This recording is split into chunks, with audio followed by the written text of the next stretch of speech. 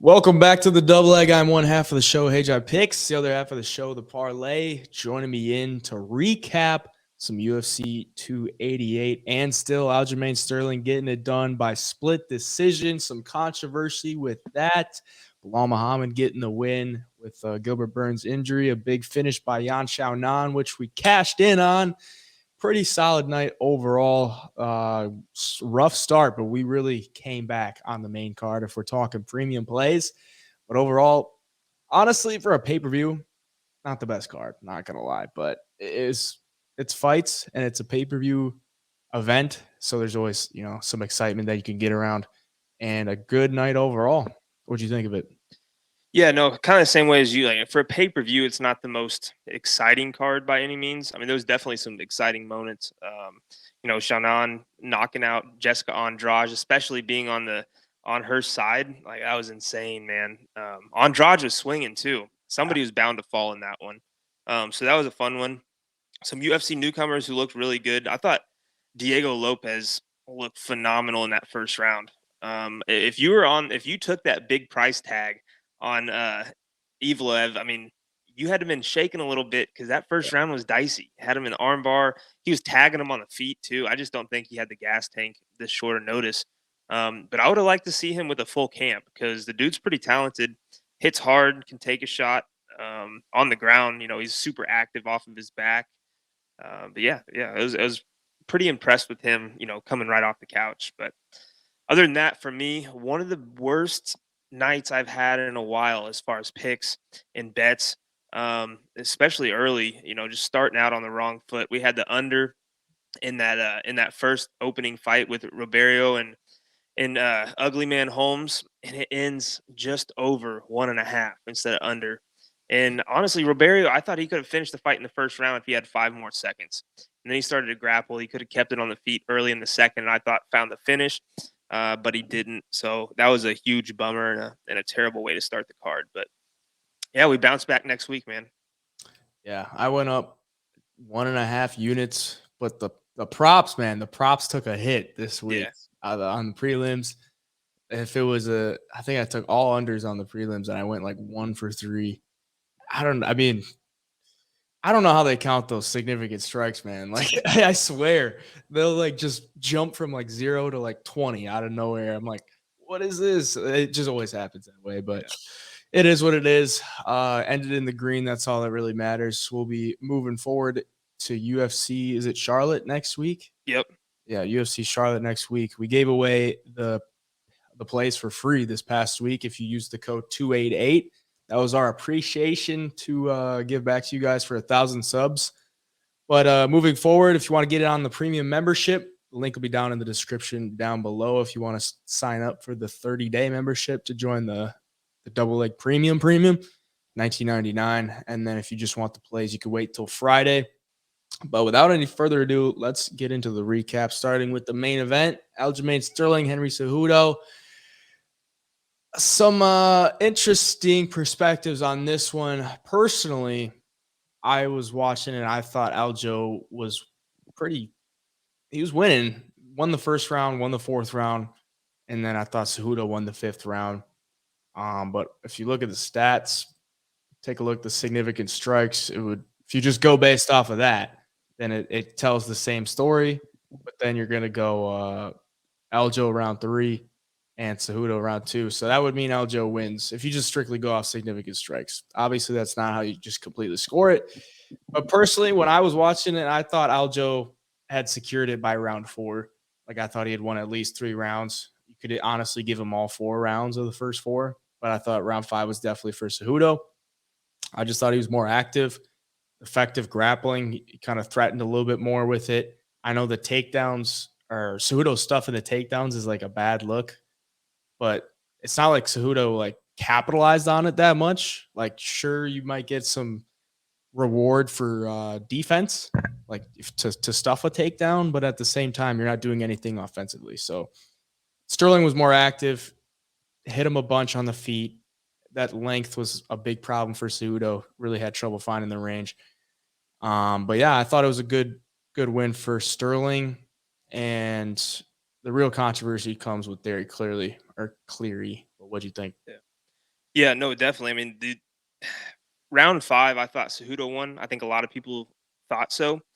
And, that judge not giving him that round took the fight away from him. Yeah. And you watch the fight. Like, I watched it last night. Um, and my initial thought was Aljo wins this, all judges' scorecards, 48-47, maybe a 49-46 in there. And I wouldn't have batted an eye. Like, you watch it, don't look at the stats, don't look at anything. And I think everybody could agree they probably thought Aljo won. But I mean, the stats do, paint a closer story than I guess it did look like. I guess at the end of the day, it was a really close fight. But man, given that 5th round to Aljo, I mean, Henry'd be the champ. So that really sucks. I thought it was a fun fight. Like, obviously the highest level you can get with the whole grappling and wrestling department. Cejudo, I don't want to say he looked like bad, but he definitely wasn't, in as good a fight shape as he used to be at 125. I guess that's what I'm trying to say. Like, you could tell he was a little Yeah. more tired than usual in rounds 4 and 5. Whereas, back in the day, he would just go 5 rounds and look as fresh as he did in the first round later. So, um, props to Aljo though. He's been working. You can tell. I mean, the gas tank. I mean, he got tired against Petr Yan in that first fight before the knee. Um, he's shown other fights at times. Towards the end, he gets a little tired. But last night, he had enough in the tank to go with Henry Cejudo for 5 rounds and get the decision win. So, props to him. He looked good. Now that he got past Henry, though, in the bantamweight division, there's not a lot of nightmare matchups for him. I thought Henry was the toughest matchup just because the wrestling pedigree and the stand up's good as well. But I mean, if he fights Sean O'Malley, he's got that wrestling and he's got that jujitsu game that's insane, which should give him a sizable edge over a guy like O'Malley, who's primarily a striker who has decent jujitsu. But I mean, there's just levels to this, and Aljo is going to be that higher level.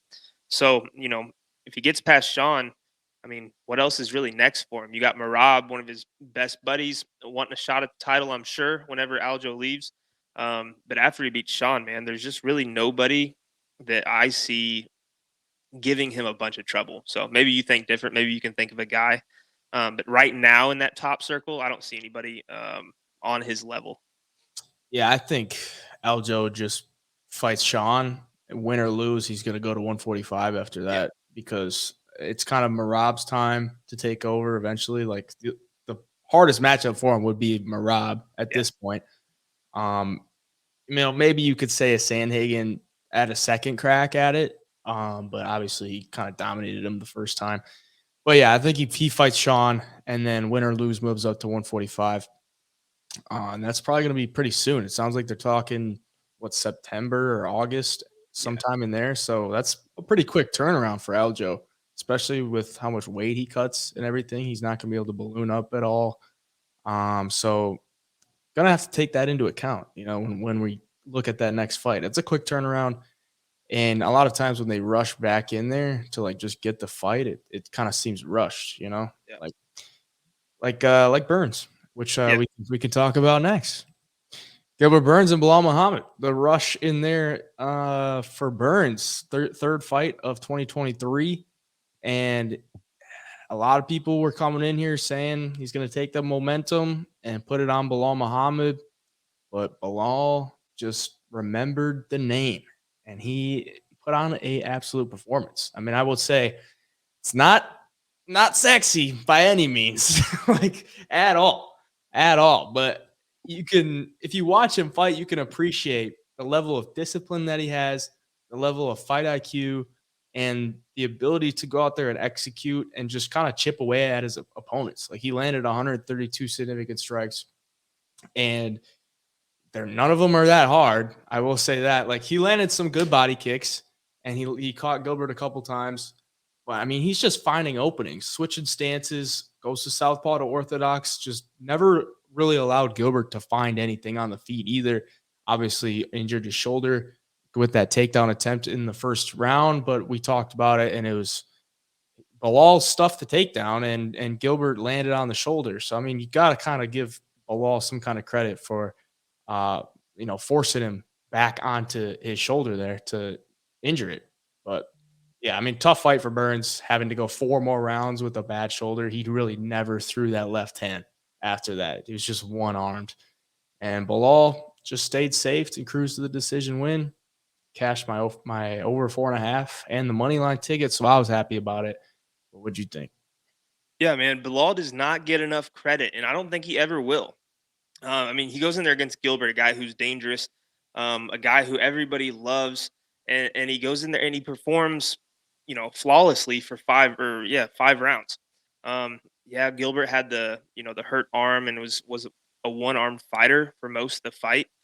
But even if he wasn't, Bilal is so calm and composed in there. He doesn't make mistakes. And we talked about that on the preview show that he does not make mistakes and his composure is A1.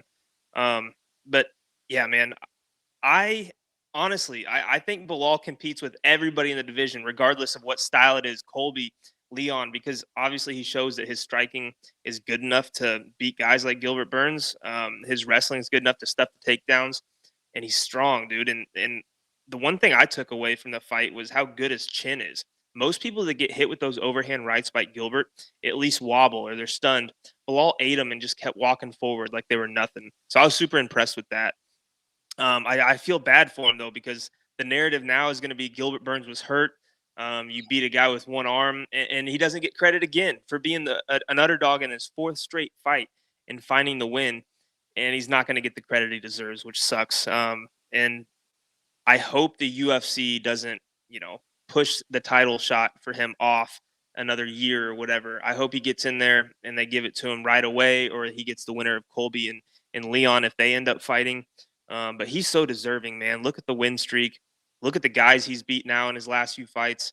And he's beaten these guys convincingly too. So it's not like he's in there in some nail biters or there's some close calls where he's about to go out. And he's looking really good right now. I'm impressed with Bilal. Yeah, I mean, like you said, I don't think there's anyone that just goes out there and dominates him. Like I'm seeing, of course, now I'm seeing people saying like Leon beats the brakes off of him, Kobe beats the brakes off of Bilal. But I don't know. Like, I mean, he's just so solid all around. Like he's gonna find ways to be defensive while also staying offensive. Because I mean, Yeah. he just touches you. I mean, he just stays in your face and forces you to have to react and not give you any clean reads. So he's going to be a game opponent against anybody.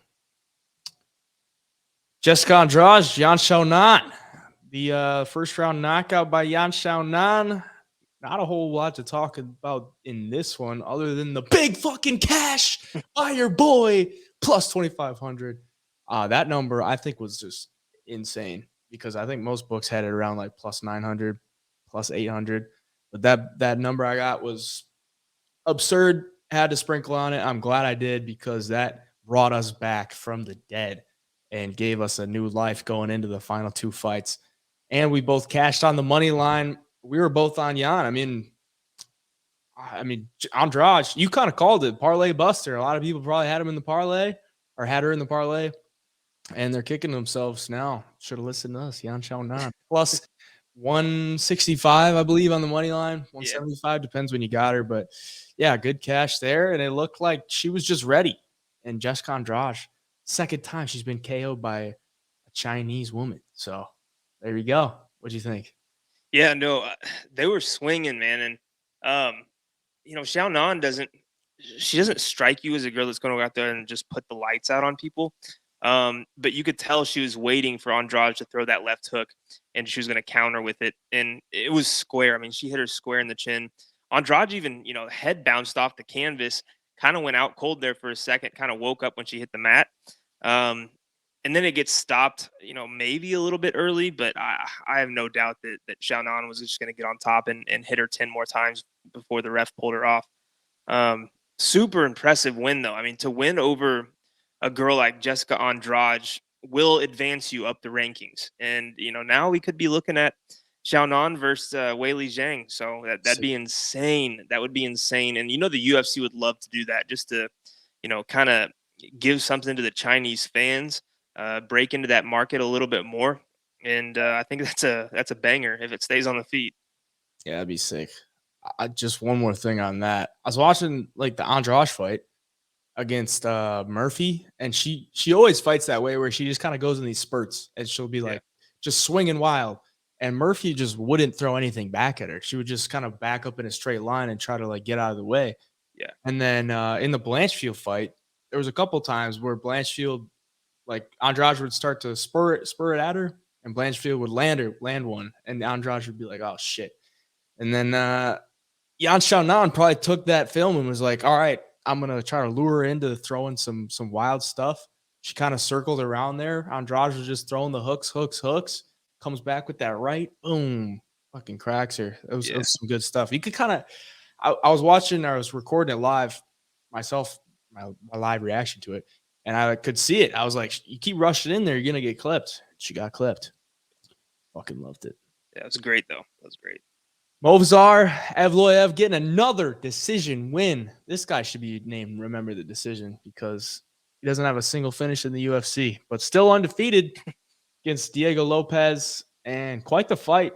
I mean, Movsar was like minus 1,000, damn near close to it, and pulls off the decision win. Damn near got subbed. I mean, 4 sub attempts by Diego Lopes, and we called it on the prelim. We were like, this guy, if he's going to win, it's going to be some kind of, fluke submission.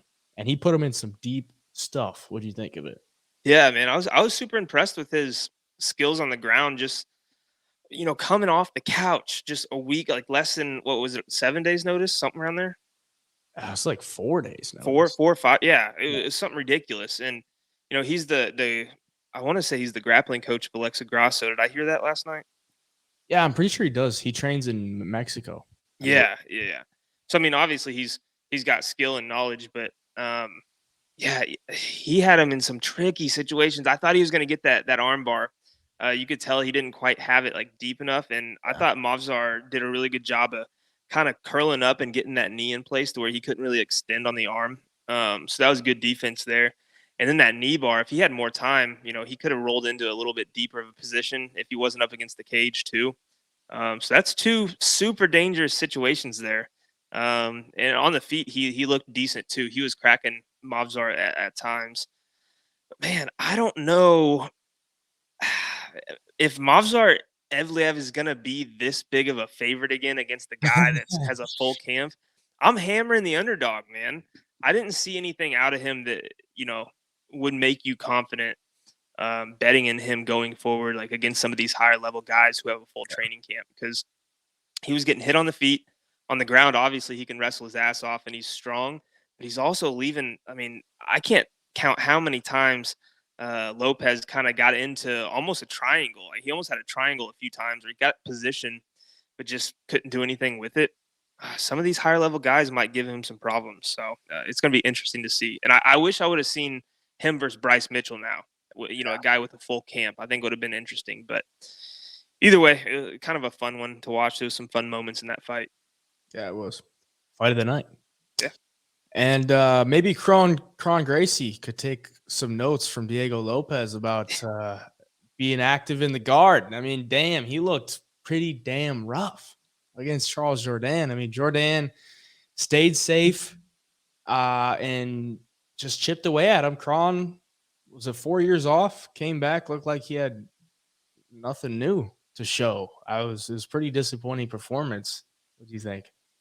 Yeah, I was on Kron just because of like some data and trying to fade the public and the plus money for a guy that is dangerous on the ground. I think I just did not. It was just a terrible pick and bet all overall. But I should have known it. I should have canceled all bets and went the opposite side when I saw in the media and then him walking to the octagon. And he looks like he hates this. I mean, he looks like he hates being in the UFC. So yeah, I should have known it. The writing was on the wall there. I just tried to get too fancy with that one, so that was a bad pick and bet. But yeah, I just don't think there's any place for Kron Gracie in the UFC. If I'm being honest, you can't be this one dimensional anymore against guys like Jourdain, who's a black belt and can stay safe enough to not get submitted, but is going to absolutely piece you up on the feet. There's just, I don't know, you just can't get by like that in this game. So yeah, I hated that fight. Yeah, it was tough to watch. It was like a terrible way to start off the pay-per-view too. Yeah. It's like a boring fight. And poor Jourdain was like apologizing. He's like, I'm sorry it was boring, but like I kind of had to like stay safe to get the win, to keep my job and everything. Yep. Well, this one was Not boring at all. It didn't last too long, 4 minutes and 8 seconds. And my goodness, the chin is officially cracked, officially gone. But maybe an early stoppage because we've seen Drew Dober hurt pretty damn bad before and come back and get a win. But either way, quite the knockdown by Matt Frevola. I mean, he went down clean and followed it up with some good ground and pound. Did what he needed to do to get the finish, and Herb Dean decided it was enough. What do you think? Yeah, I think this fight was exactly what we all expected. Fireworks from the beginning, big exchanges, and I think I saw a lot of people picking Dober, which I mean, rightfully so. Honestly, I mean the guy's got a granite chin or had a granite chin, and he cracks too. I mean he hits hard, but man, Frevola, he's on this little 3-fight KO streak, and he's making some waves because, like you mentioned, everybody knows Drew Dober's never been knocked out in the UFC, and Frevola, that shot he hit him with, I mean, Dober's head was bouncing off the canvas. So, props to him, dude. He's fun to watch. He's going to be a lot of fun, and I love the call out of Patty Pimblett. I don't think Patty Pimblett wants any of that smoke because what's Patty going to do? Like wrestle him if he starts getting cracked? You're not going to wrestle Frevola. I mean, Frevola is just going to stuff your takedowns and keep you on the feet and just tee off.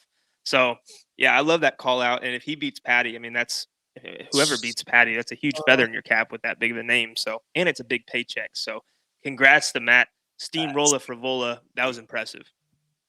God, everybody's calling out Patty because it's like seems like a very winnable fight, and it's like a good name. So it's like it makes me laugh. Like they're all calling out a dude who's in the hospital, like just getting out of surgery.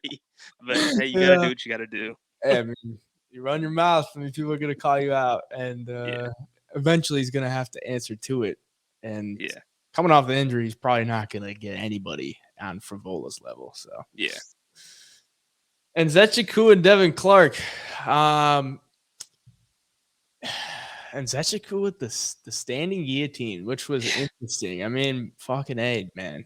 I was on Devin Clark, and because if he has the game plan where he's aggressive and he pushes his pace and he doesn't play off of his back foot, he's very effective.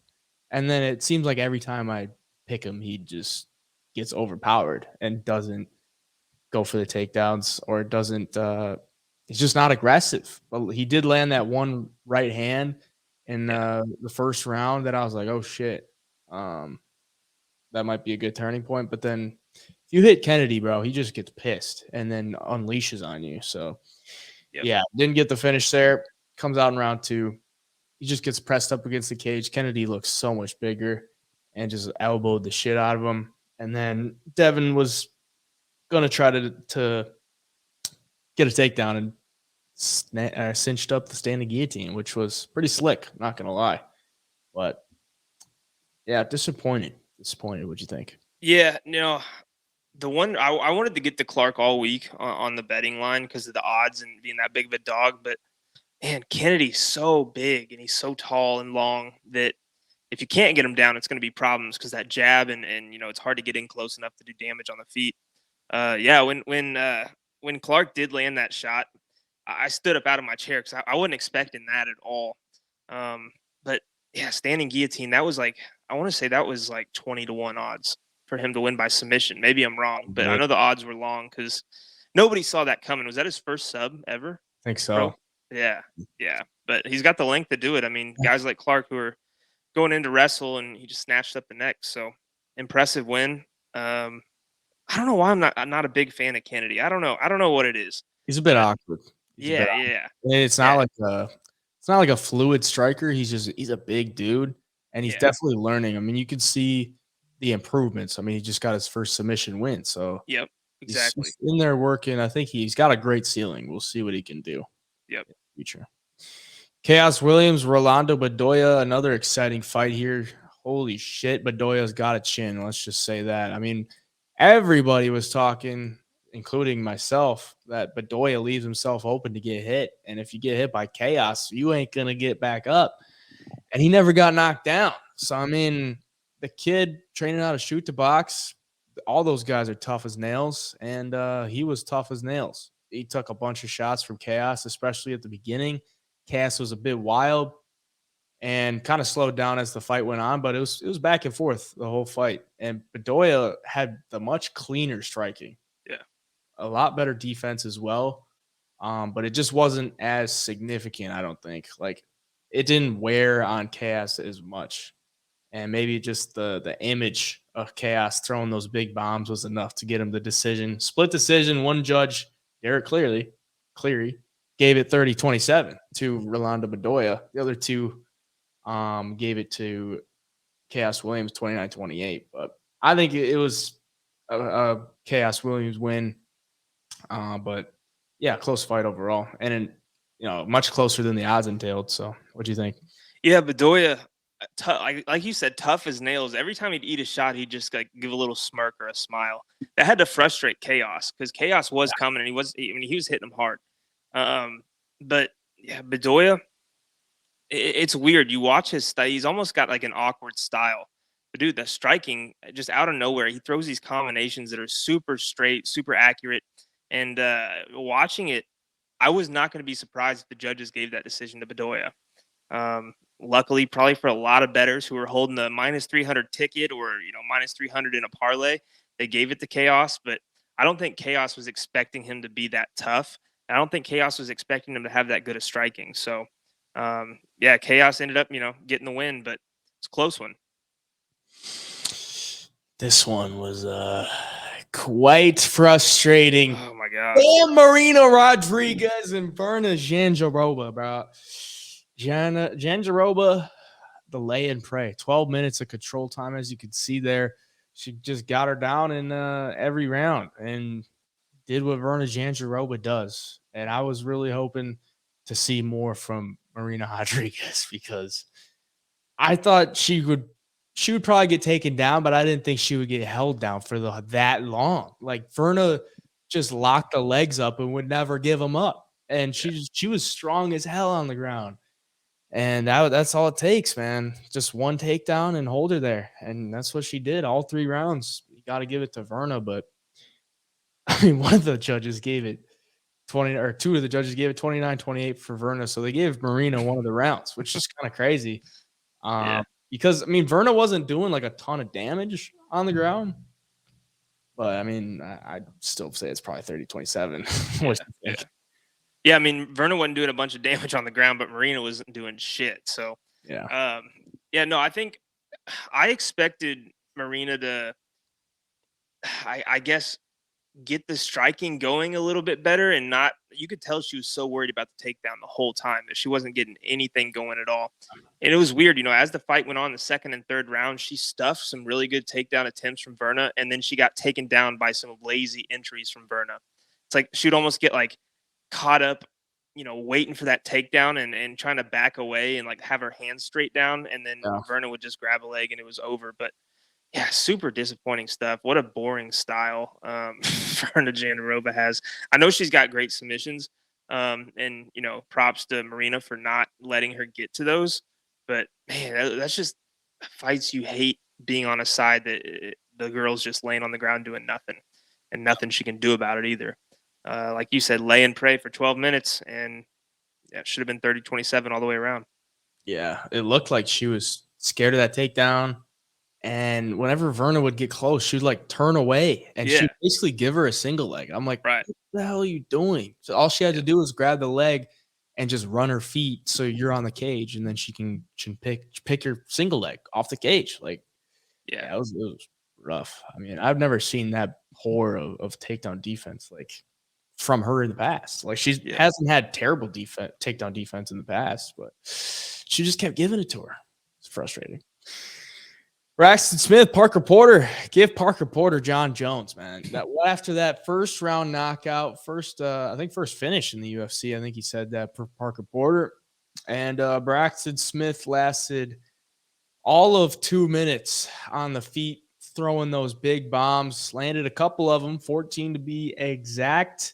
But Parker Porter got him worn out, and Braxton went for the takedown and then ended up on his knees. Parker Porter just flips him over, goes into mount, and ground and pounds him out. That's how I saw this one going, but I thought it would last a little bit longer than 2 minutes. Like, I thought we could maybe get to the second round, but 2 minutes in, it was kind of surprising.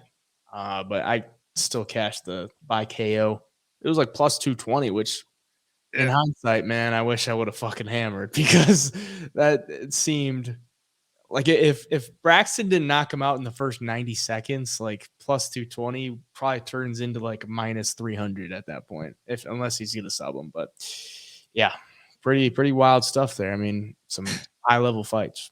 Yeah, no, I don't have anything else to really add. You said it all, but except for there's levels to this, and even when it's Parker Porter, I mean, Braxton just wasn't quite on that level yet, and it showed. But dude swings hard, so it's very hard, very hard. Yep, that's all I got though. Big fucking boy. Phil Hawes, Ikram Aliskerov. We were talking shit on the exclusive show. I had Ikram, you had Phil, and my boy Ikram put your boy out to the canvas. Just didn't even fold him. He just like melted him. Not even a big shot either. Just like melted onto the canvas and was out. I mean, they were throwing pretty hard early. Phil Hawes looked pretty good. And then Aliskerov caught him with that right hand, put him down. Not a whole much more to say on that one. I didn't expect that to happen. I will say that, but yeah, quite the finish for Ikram. Yeah, no, I was on Hawes because I thought his wrestling would be good enough to keep it on the feet. Like, maybe not the whole fight, but enough times where he'd be able to land some big shots and kind of steal this fight. But man, that chin is non-existent these days, because there was a shot that Ikram landed before he put him out that just almost like stopped Phil from even throwing. It's like he almost like went frozen, and he wasn't even any head movement. He was just eating shots. I don't know if it was a body shot or what. I'll have to go back and watch, but it just kind of, Phil Hawes looked like his controller died, and he was just standing there. And then next thing you know, he throws a shot, misses, and gets countered with the right hook right down the pipe. Beautifully landed shot. I think that's good for Ikram, who a lot of people are high on his wrestling and jiu-jitsu and submission games. So for him to get a big knockout in his debut, that's a good way to get you a good opponent next fight and advance your career faster. So props to him. Yeah, Phil Hawes is no easy debut either. So yeah, see who he gets next. Who did he call out? He called out Bo Nickel. That's who it was. Oh, yeah, and I think he would murk Bo Nickel at this point. Like, especially, I mean, he's got the wrestling to like deal with Bo Nickel, I think. But on the feet, he's like probably levels above a Bo Nickel right now. He'd probably be the dog too. You'd probably get some good dog money there. You think so? I think he would be. I mean, probably would. Just because people are, I mean, maybe not like he probably doesn't deserve to be the dog, but you know how people are about Bo. I mean, they're going to throw money at him like crazy. So it's true. Joey Holmes and Claudio Ribeiro. This one getting done in the second round. I had the under on Ribeiro's strikes, and I got to say I was pretty pissed because I don't know how he landed that many strikes, to be honest. I mean, a lot of them were on the ground, 26 of them to be exact, and I didn't really expect that to go to the ground. So there's the L there. But he was the first leg of my 3-leg on the Hey Jai Picks page, so I was happy about that. Got that one done. Joey Holmes, though, I can't see him being around in the UFC much longer. What do you think? Yeah, no. I don't think so at all. Because he almost got finished in that first round. If it was 5-10 more seconds, he's probably getting TKO'd, and then obviously gets finished in the second. I was on the under 1.5, and it cashes, somewhere between over 1.5 and that second round. So that sucked. But Ribeiro, I didn't expect him to clinch as much. I feel like he would have finished it a lot faster if he just kept teeing off. He would like land 3 shots and then go into the clinch. I'm like, man, just back away and finish this dude. But he waited he must have had the over. That's what I think. So no, I don't know. I don't know how I feel about Claudio Ribeiro still, because I mean, Holmes is not really UFC level. I mean, he's just not. So, you get knocked out in your debut by Al Hassan, who's a monster, and then you beat Joseph Holmes, which, is not really gonna, that's not gonna age the best. So I don't know. I don't know where he goes from here, but good win for him at least. At least you didn't lose to Holmes. Yeah, right. He could have some fun fights. I mean, he's pretty explosive. Yeah. maybe, just fun fights. He's not going to go far, I don't think. So Yeah. he's 6 foot too, and he looked tiny compared to Joseph Holmes, who's like 6'4" at 185. So 6 foot at 185 is not going to be the best frame. Thick dude, but not the best frame. That's it for 288 UFC Charlotte next week. Go ahead and go to BetOpenly.com to check out the odds. We'll be coming out with a preview show very soon for you guys, and you can get in on the premiums as well. Gonna look to have a good weekend at UFC Charlotte at the Double Leg on all the medias, and you can stay updated there. If you're watching here on YouTube, drop a subscription down below to support the channel at HeyJai Picks on the medias for me. What about you? Twitter, the Parlay, and on Twitter and Instagram, the Parlay_media, TikTok, the Parlay, and YouTube, the Parlay MMA. All right. Till we see you in the next preview, the Double Leg signing out.